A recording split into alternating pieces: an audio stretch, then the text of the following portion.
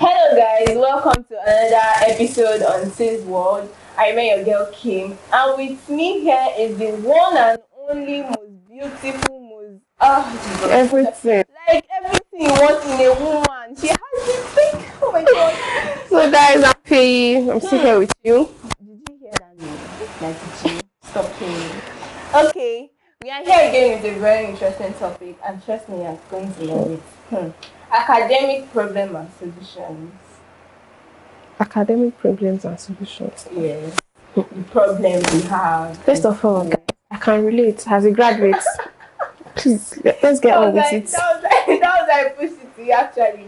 Okay, so can you help us out? What are the academic problems? What are the solutions? You know, when it comes to academic problem, there are a lot of problems that but I feel like no matter the problem, you just have to know your kind of person. First one is studying. Studying is even literally the basic. You know, everyone has their way of studying. Like me, like this, I cannot read in the morning. I can't read.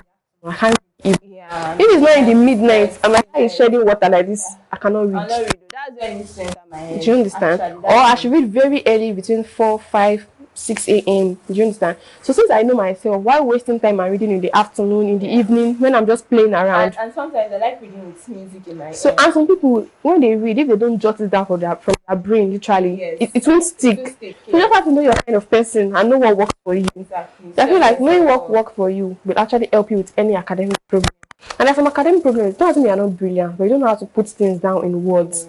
You read it right, but maybe you read 2 lines and you're giving them back 2 lines. You don't know how to, give them more, explain yourself. Yes, that kind of person, they get lesser grade that they deserve.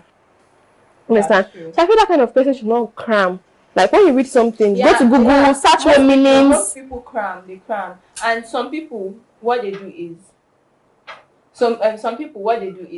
they like when they're in class, once they listen and jot down, that's it.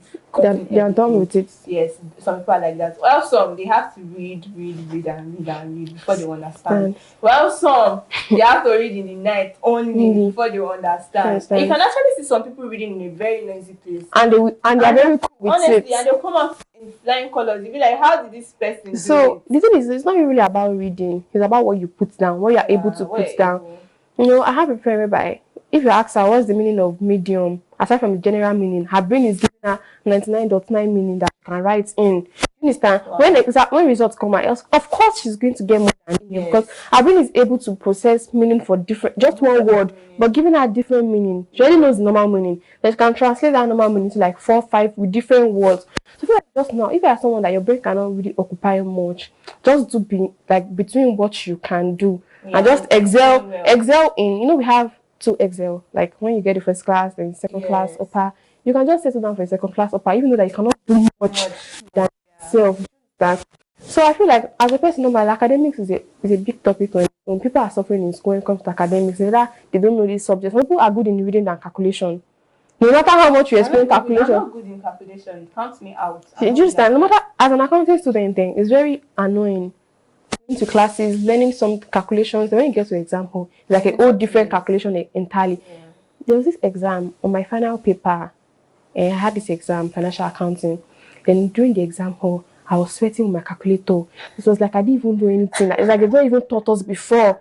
Do you understand? I mean, but you guys already talked about this. You guys already. When signing out, though, I was on my friends. I didn't actually sign up because I'm not a fan of signing out and writing stuff. While I was on my nice hair, my clothes, I went to the exam hall. My friends were there. We were sitting close to each other, like not really that close, but if you know when you can see somebody beside you, in front of you, we had our settings because our matric number is like after each other. We're looking at each other in the exam hall. They don't know it. I don't know it. I was supposed to sign out that day. I was sweating with my calculator. God. And compulsory question was about 40 marks. Wow. I was sweating with my calculator. Do you understand? So I feel exams are not for the weak. The last time I had that kind of pressure was when I was in secondary school. That was the last time I felt like, and since secondary school, I've actually hated calculating. But at some point in my life, you don't have a choice. So I feel like as an academic student, just build your results from scratch so that when you are imbalanced, that your first results will be able to back you, can cover up for you. I realized that in secondary school because at some point I was not actually calculating my scores and it really affected me a lot. I didn't know oh, this particular subject, this is the importance. Mm-hmm. This particular subject, this is the importance. This particular subject, this is the amount of score you have to have. Like, I was just there. Not until when I repeat to my sister. I had to repeat. After I repeated, that was when I now sat down and started looking at all the subjects. I now realized that every subject has its own mark. Everything, like, you have to like understand what you want to do. You have to set a goal for yourself. Like, okay, this is what I want to have. This is what I want to get. And that was how I passed the next session. Because honestly, I was just in school. I was in school dancing. I feel like intelligent students, let's just leave them up there. Yeah. When it comes to be average students, people like me like this, it's not easy. You just have to have a backup result. Yeah. No average students can scale through easily. You always have some few ups and downs. Yes. So I feel it's your background results that will just be there for you. So as an academic person, if you have to just build yourself from scratch, you know, it's easier for you to build yourself in 100 level, 200 level. When you get to 300, 400, it's like the world is collapsing. Yeah. So if you don't build yourself 100 level, 200 level, how do you scale through?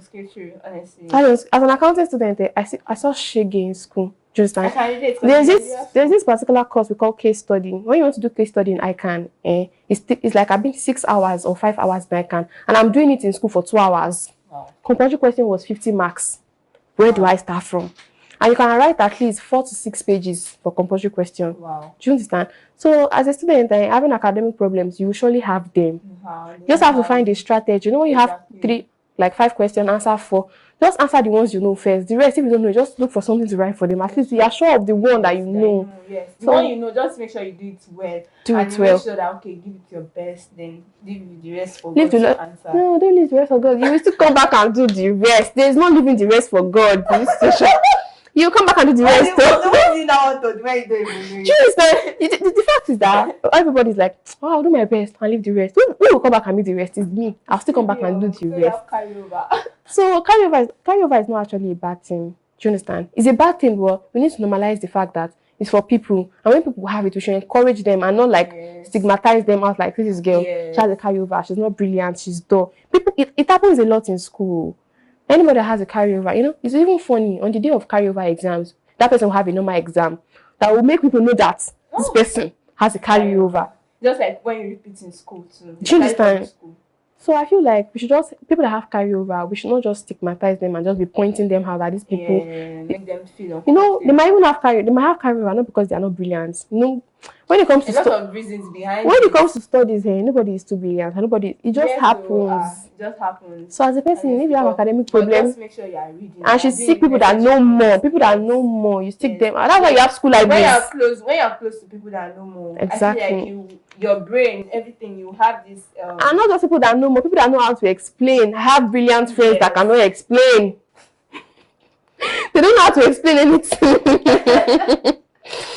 They don't have to. I just go close to people that you know they can explain for you, and there are actually some nice lecturers that you can go to behind, not behind you, like in the departments in school.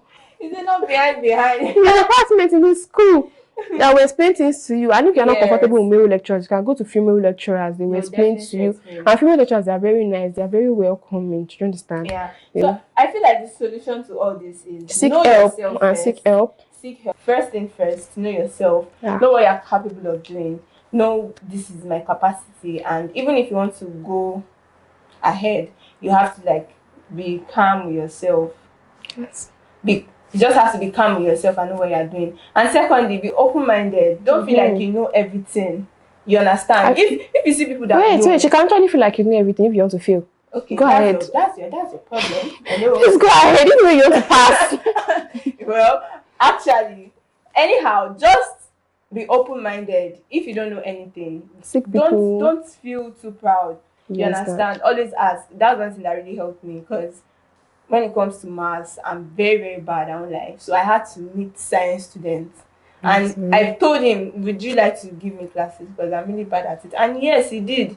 He actually, anytime he's less busy, he'll tell me, okay, let's go to the library. He will sit down, I'll sub maths and all like that. And that was how he helped me. So don't be proud, you understand? And I feel like also, you should also calm down. Have this listening ear. It can actually help, especially for those people that don't really know how to read. when if you know that, okay, if I listen to something, it's actually stick. That's true. I have people that they only listen to class explanations, Yes, they and listen to class. they don't have notes. Yes, and they are good. I have people like that too. So if you know you listen well, She just discover herself, like discover yourself. That's just it. So honestly, that's just the solution, and trust me, you would actually do good, well. and you would do well. So that's the end of this discussion segment. We'll be right back in a jiffy.